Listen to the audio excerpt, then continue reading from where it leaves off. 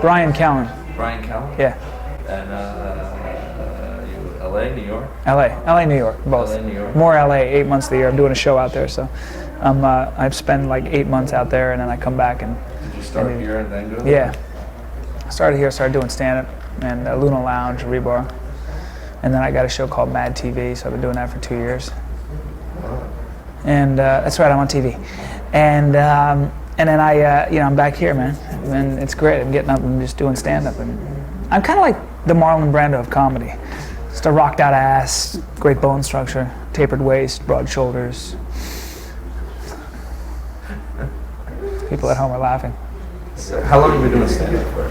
I did it for like 6 months before I got the show, and then I got lucky. But I was an actor. I went to Neighborhood Playhouse for 2 years, and then I did a lot of theater out of there, and then I started writing plays because I couldn't get cast in the roles I wanted to get cast in, and then I was terrible, but at least people would kind of laugh. So I said maybe I'll try stand-up, and I got up and started doing stand-up, and I noticed the crowds after when I'd be doing stand-up would be going.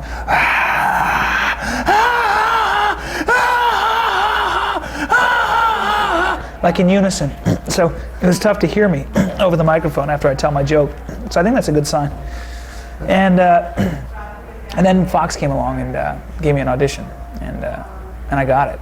Out of stand-up? Got you the audition? Yeah, pretty much. No, actually no. A guy named Ken Trush, who's my manager now, saw me at Rebar. I got up there and then I started working with him, and that was the first thing he submitted me on. So I got lucky, and I booked the show, and it went. What did you do that night at Rebar? I did a monologue on skinhead pigeons. How I ran into a bunch of skinhead pigeons. They'd pluck their heads bald and, had like tattoos like ducks suck and nesting in trees is for pussies and this whole thing, And it was kind of interesting. Hi, this is Liz Lewis. I think, why don't you come sit next to me and we'll talk. Okay. Liz Lewis, a fantastic casting director extraordinaire. Get out of here. Kevin, come on in. Kevin Cash going in now. So what's like the worst thing that's happened to you on stage since you've been doing this? The worst thing that's ever happened to me on stage is 3 minutes of silence, and the only way out is through. Oh, okay. Yeah, thanks, sorry. The camera tends to lure me. The worst thing I think is just the 3 minutes of silence. I was doing something on turtles, on a turtle that didn't have a shell, and I was trying to experiment, and I had my shirt off, and I think that was probably a distraction in a bad way. At Luna, actually. Oh, sorry. Yeah, or actually at the Rebar used to be. Have you performed any regular stand-up? Yeah, Stand Up New York, Comic Strip, Boston Comedy Club, not Caroline's, but Catch Rising Star. What do you notice the difference between them? Just the difference is like alternative and alternative. You can eat it and you're cool, and you can comment on how badly you're eating it. Whereas the regular stand-up club, you got people out there from Bridge and Tunnel crowd or whoever they are who want to laugh like this. So you gotta have stuff, you gotta have that 5-10 minutes that you've been working on and that down cold it's gonna work. But I think that's a cop-out too. That's not exciting to me. I like getting up and trying to do something that I don't know if it's gonna work. Like last night I did something, I'd written it that morning, and I almost screwed up because you gotta get it in your body. But it turned out to be okay. That's a rush. That's a good feeling. But then ultimately you get a half hour of stuff that, I'm talking like I've been doing this for 10 years, but I think from acting, on stage, I think you can act. Stand up is pretty easy, or it's easier. Mm-hmm. God, I can just see a bunch of stand-up comics going, like Dave Attell going, shut up. Who is this guy? I don't even know him. Nobody knows me. So who are some of the comics you like today? I like Dave Attell. I think Dave Attell's hilarious. I think Mark Maron's hilarious. Because they're very honest, I think Mark Maron's very honest. He's very, he's just about what he, he's very raw and he's very honest. He brings out who he is. I like Joe Rogan a lot for that reason. Joe Rogan's on News Radio. Joe's religious when it comes to stand-up. He does it every night. He can never hang out. Yeah, and he's a friend of mine in L.A. I'll drop names, and but he's great. No, Gary. But people like that who are what they are concerned with is talking about what makes them who they are, and everything else, forget about it, whether it's funny or not. So why do you think these guys? I've been wondering, just like guys like Dave Attell, Mark Maron, they're really good, honest comedians. They've been doing it for 10 years. Translated into like a show or something. Well, they just sit there. It's all a different thing. That's why. First, they've been doing it for 10 years. They have their thing. And Dave Attell, from what I hear, will do 3 sets a night, and that's why he's so good. More than that, 4 sets a night.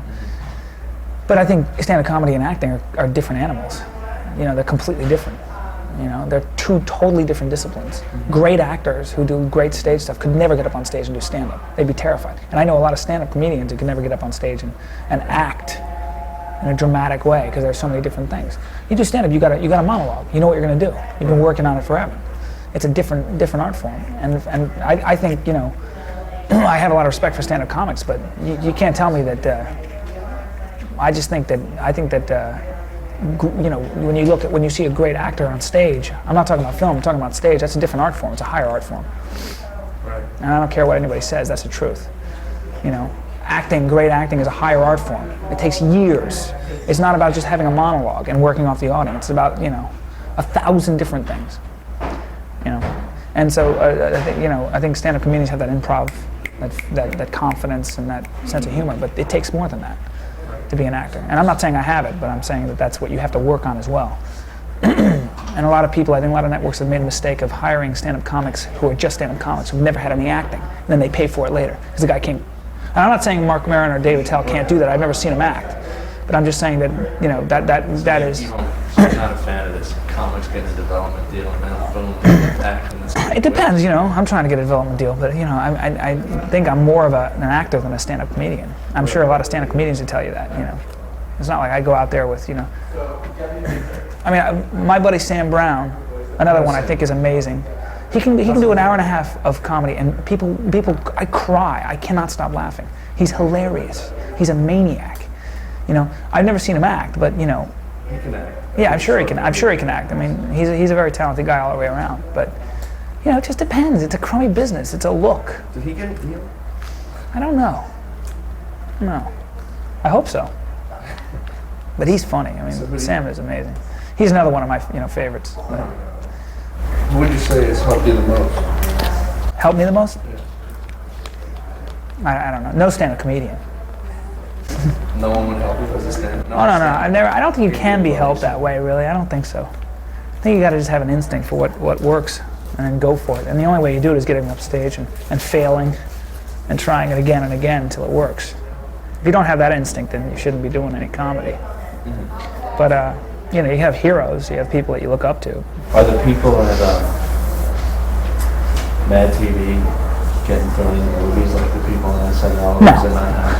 No. Orlando Jones, who I forgot to mention, an amazingly talented guy. He's doing a Larry David movie, and he's one of the leads in it. You know, Orlando's got 1,000 characters. You know. So Mad TV's not getting the respect. No, we don't get promoted, and it's not. I don't think it's run the way it should be. I think there's too much emphasis on making it more like Saturday Night Live, which is a huge mistake. It's a huge mistake. They should keep it. You know, as much its own entity as possible. What I mean by that is keeping the parodies there and just having these 8 people there and doing what they do best. You don't bring in stars. We can't get stars. We get Ike Turner. They get Robert De Niro. Why are you competing? You know, we don't get musical guests. They get Bush and Tina Turner. We can't get a musical guest. Besides Porky and the Juice Pigs. You ever heard of them? Hilarious, but that's our musical guest. Have you had stand-up comedians on there? Yeah, you know, we have comedians come on and do stuff, yeah. I don't like stand-up comedians mostly, especially the ones that done our show. They're usually really, it's like, who are you? I won't mention any names, but some of the guys that done the show annoy me. Throw them in a flying headlock, you know. I go up, I want to make them feel at home. Hey, how you doing, man? Nice to, you know. Yeah. Really? Some of the big ones, too.